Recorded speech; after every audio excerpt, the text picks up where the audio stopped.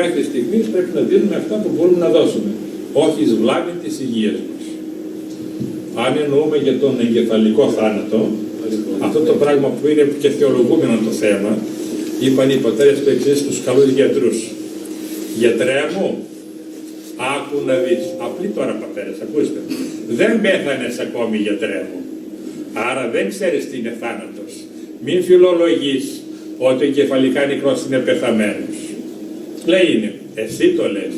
Ξέρεις πόσο εγκεφαλικά νεκροί γίναν καλά θαυματουργικά. Εγώ προσωπικά γνωρίζω πολλά παραδείγματα, να πω μια. Λέγεται η Ειρήνη, ζήτωνε στην Κομωτινή. Ήταν 6 μήνες κλινικά νεκροί, ένα από τα πολλά παραδείγματα. Στο ΑΧΕΠΑ, 6 μήνες κλινικά νεκροί. Και είπαν οι γιατροί να κάνουμε δωρεάν οργάνο. Λέει η μητέρα της που ζει ακόμη, λέγεται Μαρία Γκυργούδη. Να πω το μαζί και αυτή η μητέρα της. Και λέγει όχι. Και η μαμά της είχε λιώσει σωματικά, τη στεναχώρη. 6 μήνες ήταν 60 χρόνια για τη μητέρα τον πόνο. Δίπλα στο κρεβατάκι της χώρας, στο νοσοκομείο του ΑΧΕΠΑ. Όταν συμπληρώθηκαν οι 6 μήνες, ξαφνικά η Ειρήνη, που ήταν νεοτάτη φοιτητρία, πήγαινε με μια άλλη φοιτήτρια στο σχολείο εκεί πέρα και έγινε τροχαίο. Φταίγανε οι άλλοι βέβαια, χτυπήθηκε λιγάκι εδώ πίσω στην υπόθεση και έμεινε ξυπόφητο. Έτσι ήταν το ατύχημα. Ξυπνάει ξαφνικά υγιέστατη και λέγει Άγιε Ραφαήλ, σε ευχαριστώ και σε δοξολογώ που με έκανες καλά. Η μητέρα της μόλις την είδε αυτό το πράγμα, στοργιάστηκε και λιποθύμησε. Λέει, φάντασμα, δεν είναι δυνατόν, αδυνατόν. Τόσο ξαφνικά, τόσο τέλεια, συγγνώμη έπαιζε. Και μετά την έκανε στη μητέρα. Θα μην χάσουν τη μητέρα τώρα. Έγινε καλά αυτή η καυτέρα και σηκώθηκε και η κόρη, λες και ήταν από καιρό καλά και λέει, βοηθήστε τη μανούλα. Τη βλέπαν οι άλλοι και είχαμε αναλυσίξει. Λέει, δεν είναι δυνατόν, δεν είναι δυνατόν. Αυτή ξέρουμε τόσο καιρό. Και έγινε καλά. Μετά έγινε η ανάλυση. Τι συνέβη? Εκεί που είμαστε σε αφασία, λέγει η κόρη αυτή, η ψυχή λειτουργεί τέλεια. Η ψυχή δεν κοιμάται, δεν είναι σώμα, το πνεύμα δεν κοιμάται, δεν είναι αρκωμένη η ψυχή.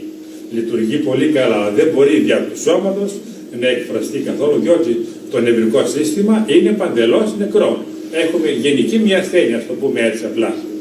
Και καθώς καθόταν εκεί η ψυχή προσευχομένη 6 μήνες, βλέπει η ψυχή της Ειρήνης, προκειμένου κάποιον Άγιο, τον Άγιο Ραφαήλ της Μυτιλήνης, τον Νικολάου και της Ειρήνης, να έρχεται, να τη σταυρώνει, να την ευλογεί και έλεγε πήρα άδεια από τον Χριστό μας να σε βοηθήσω.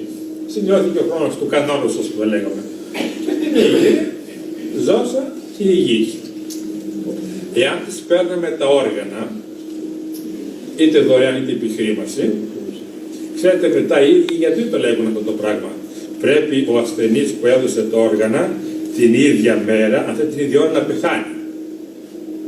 Ενώ ήταν τόσο καιρό έτσι ασθενής, μόλις δώσαμε τα όργανα, πρέπει να πεθάνει την ίδια μέρα. Και γίνεται αυτό πάντοτε σε όλους. Και λέγω το διευθυντή, πέθανε? Όχι, λέει, την πέθανα. Φυσικά την πέθανες.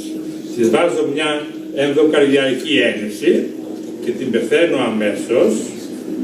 Αυτό το λέγουν οι γιατροί, το λέγω εγώ. Δηλαδή η Εκκλησία τα γνωρίζει αυτά τα πράγματα, αλλά περιμένει τους καλούς γιατρούς να ταπεινωθούν και να πούν την αλήθεια εξάφερα. Για να μην κολλαστούν και αυτοί. Και κάνουμε το καλό και δούμε ότι ο Θεός δεν το αναγνωρίζει. Μα δεν ήμουν μια ζωή μαζί σου, Κύριε, και φάγαμε και επίεμε και θα πει σου κοίτα ημάς. Εσύ το λέγεις. Δεν τα έκανες αυτά για μένα, θα πει ο Χριστός. Για τον εαυτό σου τα έκανες. Λοιπόν, είναι κάλπικα τα χρήματα που έχεις. Αυτό το πράγμα είναι όχι. Δεν κάνει για τον παράδεισο. Και λοιπόν πρέπει να τον πεθάνουμε, με τυχόν γίνει θαυματουργικά καλά και μετά ζητά το όργανο του και φωνάζει και δεν μπορεί να γίνει καλά και μετά αρχίζει και φωνάζει και σπαδάει στους πόνους. Λοιπόν, τον πεθαίνουμε και τον θάψουμε. Και θεωρείται και ευεργέτης και συγγενής ο λέγον πως κάναμε ένα καλό και τα τι αυτά.